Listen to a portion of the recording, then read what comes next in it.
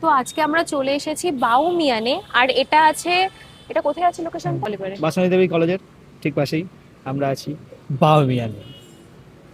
আর এখানের outdoor indoor sitting মানে সাজানোটা খুবই সুন্দর, খুবই সুন্দর। তোমাদের আমি দেখাচ্ছি, দাঁড়াও কত সুন্দর। পুরো সুন্দর করে সাজানো, দেখতে পাচ্ছ এই দুদিক করে। আর একটা এর ভিতরে সিটিং আছে, যা ভিতরটা কি দেখিয়ে এটা হচ্ছে পুরো ভিতরে সিটিং, আল্ট্রাওয়াইড করে নে। খুব সুন্দর সাজানো।